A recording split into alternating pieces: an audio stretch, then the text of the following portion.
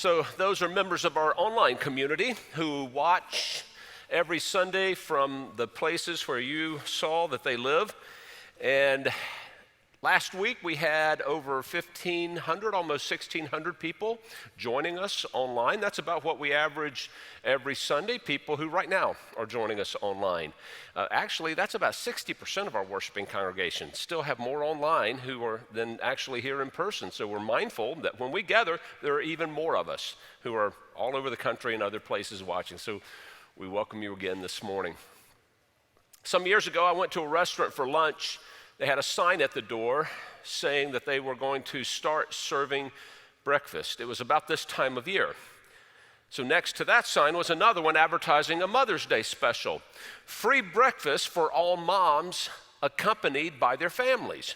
So I guess the moms had to earn that free breakfast by actually going with their families on Mother's Day. But what really caught my attention was the asterisk beside the free breakfast for moms deal. And at the bottom, you had to kind of squint to see it, asterisk with the one condition: limit one mother per family. Now, I thought that was funny, but what I loved about it is the suggestion that we might have more than one mom per family. That motherhood might be too big a job for one person. That we all need more than one mom. Have you got any people in your life who are like that? Amen. Any people who are like a mother to you? There's a statement in chapter 16 of Romans. Paul, basically for the whole of the chapter, encourages the church to greet different people. Verse 13, he says, "And greet Rufus, whose mother was like a mother to me." A few years back, I was with my dad one evening. We were, sitting in the backyard by a fire, and it was a rare moment of vulnerability for my dad. He started talking about his childhood, and he remembered a woman named Lily, African-American woman who was a good friend of his mother. It was during the Depression, and they were both out of work, my grandmother and this woman named Lily. But my grandmother happened to know somebody who worked at the Liggett-Meyer cigarette factory. And he was able to get a job for my grandmother working 12 to 14 hours a day on a cigarette assembly line. Now, my grandparents divorced when my dad was 2 years old. I never met my grandfather. So my grandmother, single mother, raising two boys during the Depression, she went to her friend Lily and she said, "Well, I was lucky to be able to get a job, but I can't do this by myself. If you will help take care of the boys for me, look after the house, I'll bring home the paycheck and we'll share it. You'll make ends meet, I'll make ends meet." So they agreed. And my dad talked about growing up with Lily. And while we were talking that night, his eyes just filled up with tears, and he said, "She was my mother. She was my mother." We're in a 3-part series looking at the parable of the Good Samaritan, and we're thinking about what it means to be a good neighbor. In fact, last week, we probably still have a few of these around if you didn't get one. This is encouraging you to map your neighborhood, to chart the houses that are around yours with your house in the middle, and to think about questions you can answer to see how well we know who our neighbors are. I hope you're doing that. This morning, we are thinking about what it means to be a good neighbor as a person who enlarges our understanding of family. A neighbor who expands our circles. Now, this is Mother's Day, but in the United Methodist Church, it's also the day we celebrate the festival of the Christian home, the importance of family. My guess is the reason we do that is because some years ago we realized Mother's Day is not an easy day for a lot of people. I know a lot of people who say, "This is the worst day of the year for me. Worst day of the year." For all kinds of different reasons. There are a lot of people who feel that way. Eleanor Roosevelt, once the first lady of the country, had a mother who made fun of her when she was a little girl, used to call her Granny. Drew Barrymore, the actress, talks about how she did not have much of a relationship with her mom. She once said, "It's the hardest subject in my life. We just cannot be in relationship with each other." Nancy Reagan was known as a pretty harsh, difficult mom, which you probably have some understanding of that when you know that her mother abandoned her when she was a little girl. So not everybody celebrates Mother's Day the same. But here's what we do all have in common. We all need relationships of importance that help us feel loved, safe, and accepted. So let's begin the conversation today right there. That we all need circles of support in our lives. They can be a good thing. We all need tight circles. But here's the deal with circles. Circles will not stay the same size. Circles either expand or they shrink. And when circles shrink, they become too tight for our own good. That's what we see in the parable of the Good Samaritan. The story we just heard, a victim, nameless victim, falls among robbers who beat him, leave him half dead.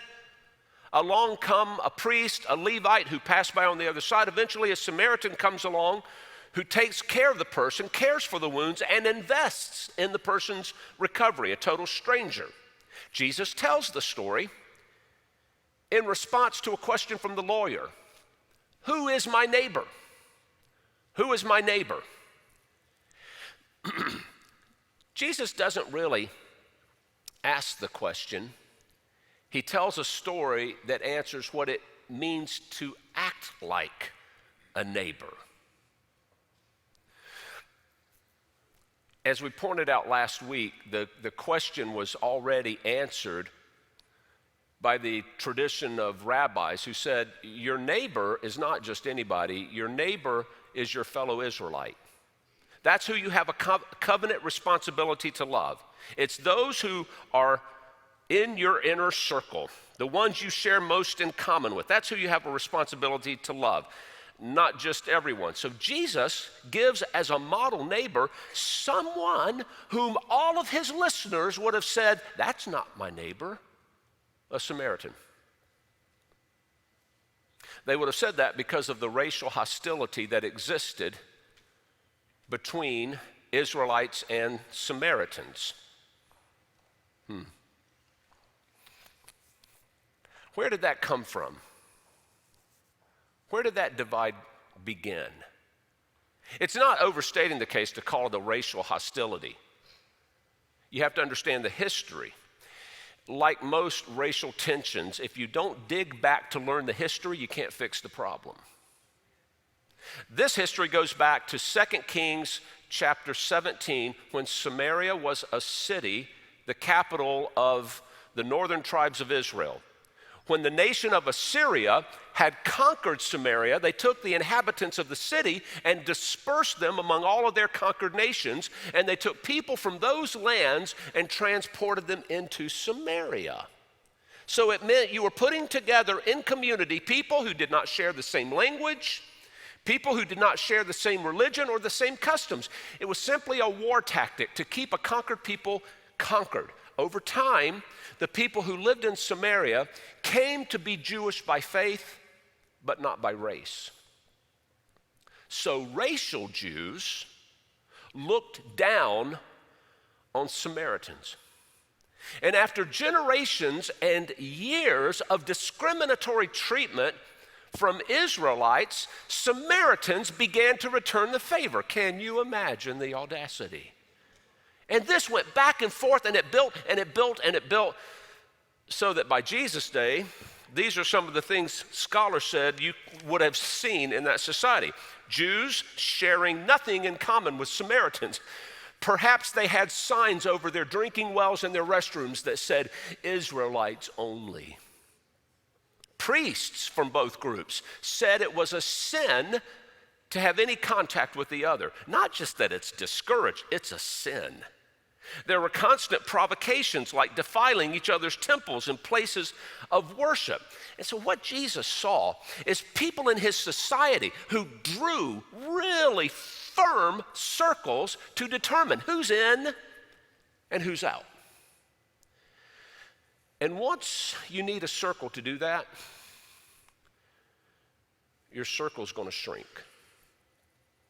Let me give you an example. If you ask me, who is my most comfortable circle of community, I would probably start with English speakers.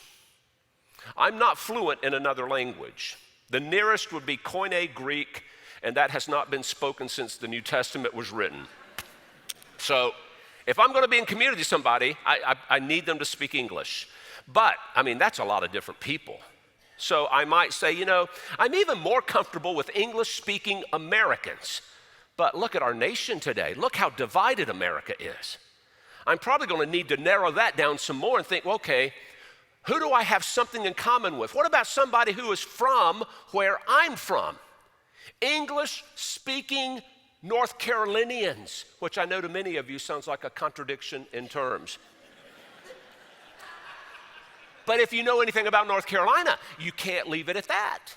You've got to divide it even further because in North Carolina, you are one or the other. So for me, it is going to be an English-speaking North Carolinian who is a Duke fan. Absolutely. Not the other blue team from North Carolina. You get it. It's silly. I know. It is absolutely silly. But I bet if we think about it, we can all relate to it, that our temptation is to shrink our worlds down to a size we're really comfortable with. There's a saying in England, it comes from Cornwall. Two Cornish farmers who've been friends all their lives are talking. And one of the farmers says to his good friend, sometimes I think the whole world is strange except for thee and me. And after a brief silence, he says, and sometimes I'm not so sure about thee. There's a temptation to shrink our world down to one. The problem with one is when you fall, you don't have somebody else to pick you up. That's what the writer of Ecclesiastes was talking about when he said, two are better than one because if they fall, one will lift up the other. But woe to one who is alone and falls and does not have another to help. Jesus tells a story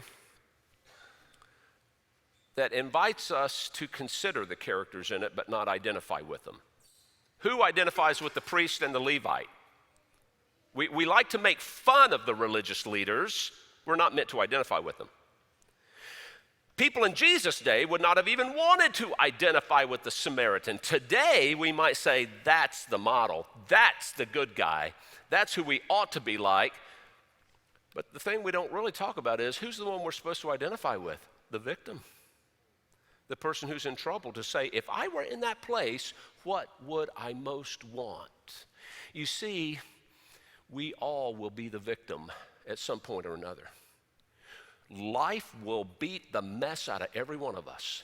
And there will be a day when life beats us up where we go, I don't know how I'm going to get by anymore. I can't take this. I can't take it. And we're going to be in need of somebody to come along who's willing to help, who's willing to live with a mentality that says, I want to care for others. I want to be there for others. Carver McGriff, a former senior pastor of our church, turns 99 in September. 99. He fought in World War II, 19 years old, from Indiana, was part of the Normandy invasion, and he admits in the book that he wrote about his experience that he did not like Mexican Americans. He had never been around Mexican Americans much before, but there were 3 in his unit. And he said, I just didn't like them. They spoke a different language. They stuck to themselves. They were different from me. I didn't like them. Until he was wounded on the field of battle, and he couldn't move. And there were bullets whizzing by his head bombs going off, and all of a sudden, he felt some hands on him, grab him, and one of them said, "Hang on, we're going to get you out of here. You're going to be okay." Who do you think it was?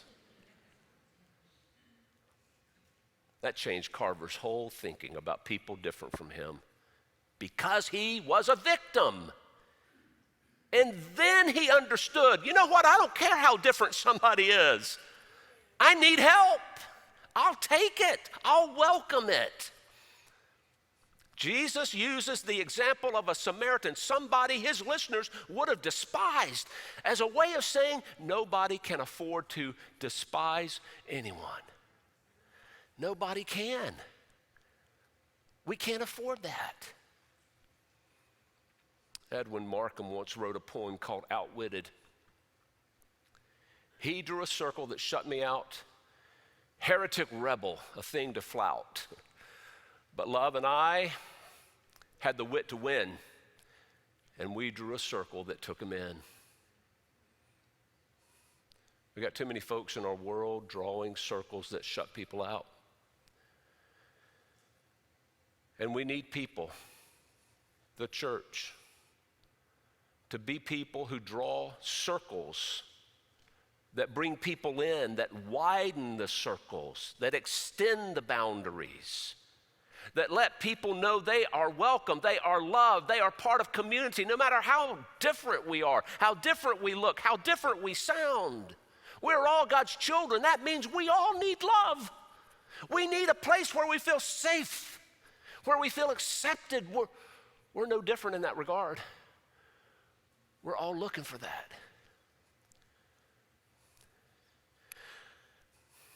If Jesus had told a story to simply get the message across that we ought to be nice people, we ought to get along, he could have used anybody.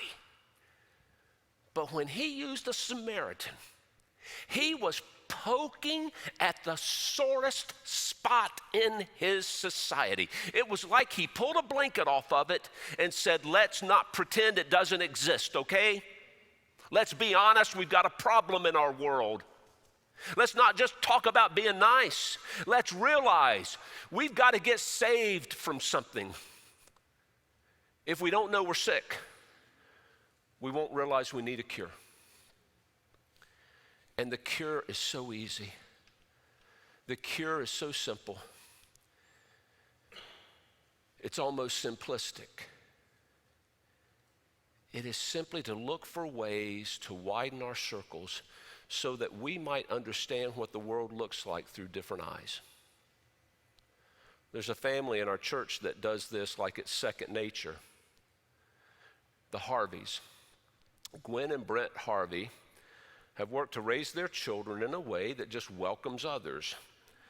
Their daughter, Allison, is a young adult member of St. Luke's, and some years ago, she went on a mission trip to Haiti, and she got to know a 10-year-old boy named Jerry, and they became super close friends.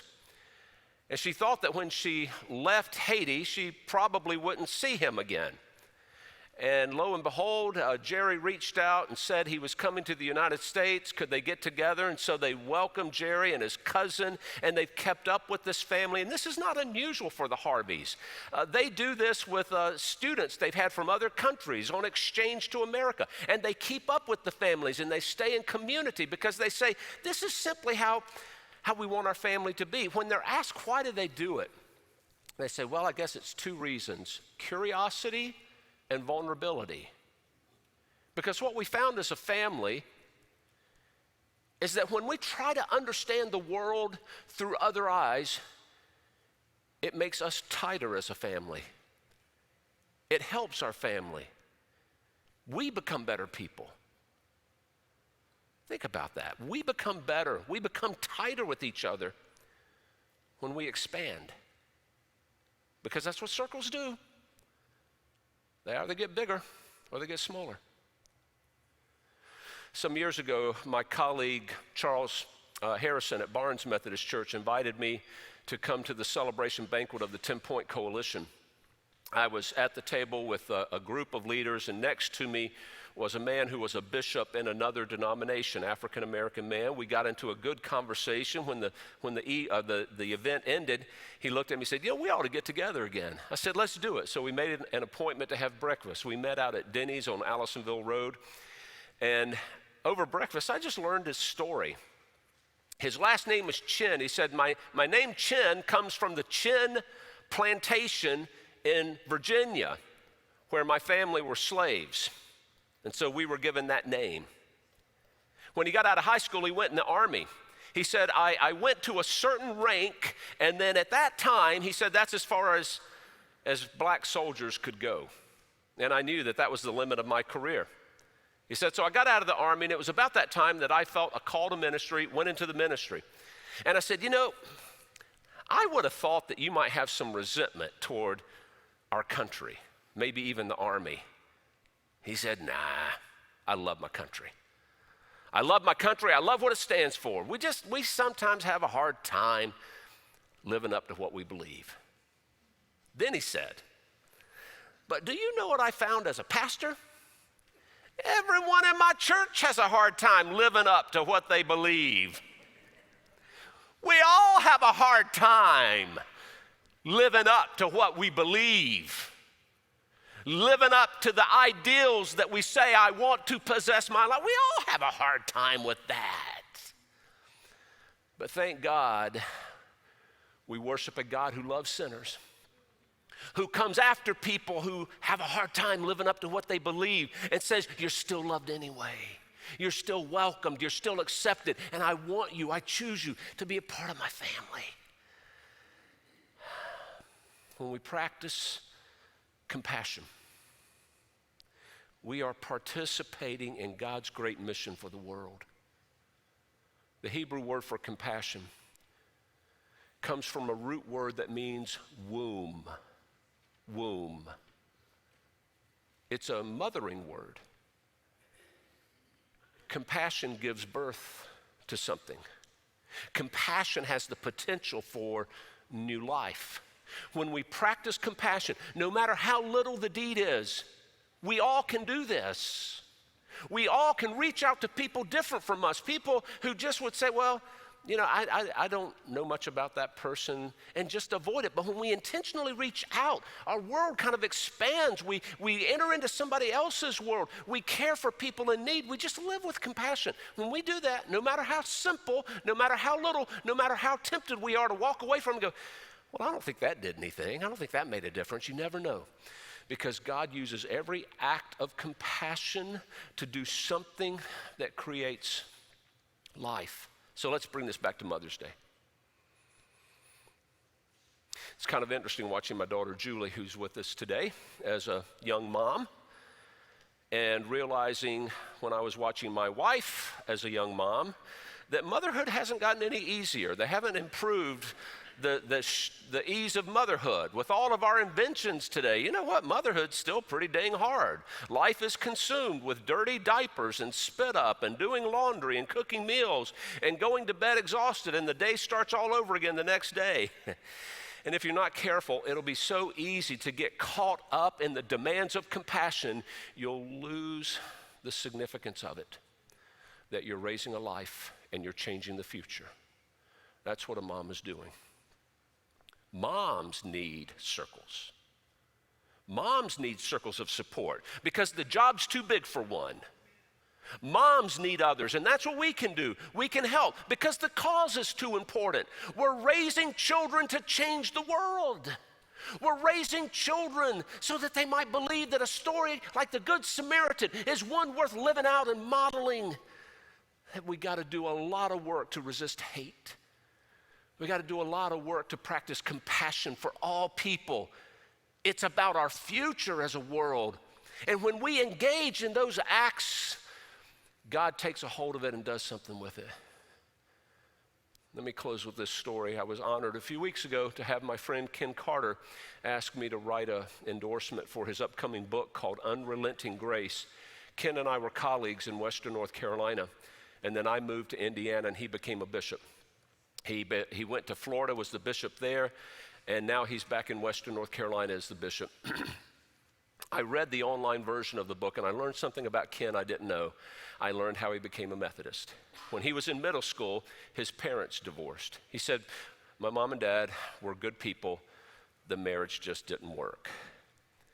He said, but it got very strange for his family because here he was with a single mom raising him, his siblings, in a Bible Belt Southern culture. And one day, some women from their church came to see his mom and said to her, we think it might be time you find another church, because their family did not fit their stereotype anymore. What would it look like to have a divorced mom working in their children's ministry? Ken said, never mind the fact that on the pew where we sat every Sunday was a plaque with the names of my grandparents on it. And to the left of us was a big stained glass window given in honor of by my family. We never made much money, but we gave a tithe to the church. We supported it all our lives. And here we were, young, broken family without a church to go to. But one day, a woman from the Methodist church knocked on the door and said, would you all like to come visit one Sunday? We'd love to have you. Would y'all come join us? He said, that's how we started in the Methodist church. He said, now, the choir was just like really not good. He said they did not have a vibrant youth ministry. He goes, I'll be honest, I don't remember one sermon from that little Methodist church. But what I know is that when my family was in chaos, a loving community brought us in like family. That's what I know. I thought about that this boy named Ken answered a call to ministry, became a pastor. He would one day become a bishop. In 2018, he was made the president of the Council of Bishops. And while he was president, it was the most rancorous time in the history of our denomination. And Ken has forthrightly led our church as a denomination worldwide to be like his little Methodist church that welcomed his family in. To say, if only we could all be like that.